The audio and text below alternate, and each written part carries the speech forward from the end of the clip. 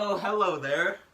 I bet you didn't think that I didn't see you standing there, did you? Well, I did. Alright, come over here. Let's talk about the marathon because I honestly learned so much. It was one of the weirdest things that I've ever done in my entire life. The first few miles of this marathon were actually extremely fun because I got to hang out with one of the greatest people that I've ever met in my life, and this boy's name is this is my boy, dude. This guy. Just call him B. You could call him B for short. I got attacked by a crow one time. Oh. Yeah, so there was like this rock, right? There were a bunch of crows just sitting there. I was a little kid back in the day. And like I'm just doing my thing, playing around with like a ball, and the ball hits the rock and all the crows like run away. They're not run away, fly away, right? And I go to the rock, I stand on top of the rock. I don't know why, but I do that. And then all the crows come running. This one crow sits on top of my head, starts fucking like, you know, what's it called? With his beak starts hitting me, pecking me, yeah. Oh crap, what the hell? Hey! And like, I felt good for the first 10 miles, you know, but then after he left, I was like, it's time to get serious. And then I just pretty much ran from there. And weirdly enough, I had been looking forward to this ever since I woke up. I wanted to see how far I could go, how much I could push myself. And for the first 5 miles, I believe I was great. Dude, just ran by here, and as I was running, it began smelling really good. And I looked like trash, but it's all good. It began smelling really good, like donuts. And I looked to my right, and there is Le Bon Vieux bread.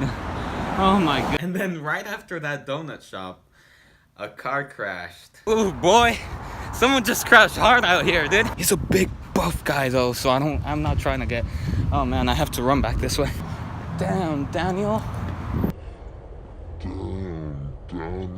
And then after that, I arrived to my local park, Washington Park, and I decided to stop for a quick pit stop there. Alright guys, so I just peed, and my pee is literally as yellow as like an unripe banana. And also I remember that the first time I even tried to run for fun around this park, like I couldn't do it.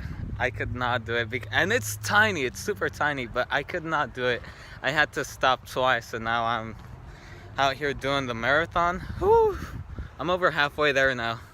13.1 miles. And I've taken 22,000 steps and burned 2,600 calories. And I was feeling it. I was like, man, my feet, they feel like they're being stabbed once again, you know, it feels horrible.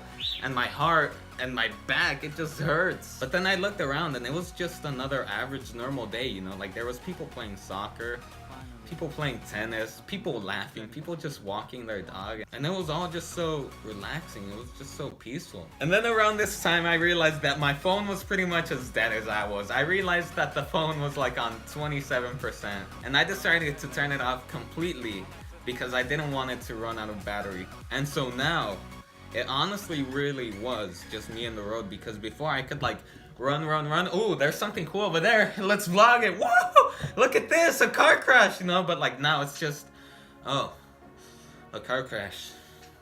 Doesn't matter, just keep on going. Like I had already lost my friend, and that kind of impacted me. And now I lost you guys. And this is when things really started getting hard, because I no longer have any drugs to like take me away from the reality of the pain. And in my desperate times, I decided to turn to other people around me. And what I would do is, if I just saw a runner, I would go and run with that runner. And I would be like, hey, what's good? What's up? How you doing? But eventually, like, I just felt horrible because I was holding everyone back, you know? Like I'm over here like with my grandma pace, and they're over there like fresh. They're like just running. I don't know what mile they might have been on, but I was like dead, you know? So it was bad for them, and I was like, okay, well, I'm gonna go this way now. Like I would always just go somewhere else, you know? You wanna run the marathon with me? No, I'm okay. No? Just... And once again, like it would just be me alone. And then I would be reminded that pretty much my whole body, my neck, my upper back, my heart felt like it was chewing mint or something. My abs and my obliques were like burning. My quads, like if I even misplaced a step, I would feel like I was about to cramp up. And I honestly got to the point where I just wished, I really wished with everything I had, that like I would just get like 2 cramps on my leg and I would need to collapse to the floor to be like, oh man, this hurts. But the great thing about that would have been that while it would have been hurting, yes, I would have been also laying on the floor and taking a rest for once. I honestly wish right now that I would get a cramp on my calf and that I would fall to the ground and pass out. But that's not gonna happen. And the horrible thing about marathons is that at first you're making so much ground because you're fresh, you know, you're just running and running and running and you're like, yeah, I can keep on doing this. If I keep going at this pace, I'll be finished in like, whew, 2 hours? Bro, let's go! But as you start to get tired, that time gets longer and longer and longer, and now every mile takes you like 20 minutes to complete. And when you look at your tracker and you realize that you have 6 miles left to go, you're like, dude, that's like 2 hours. I have 2 hours of hell to keep pushing through.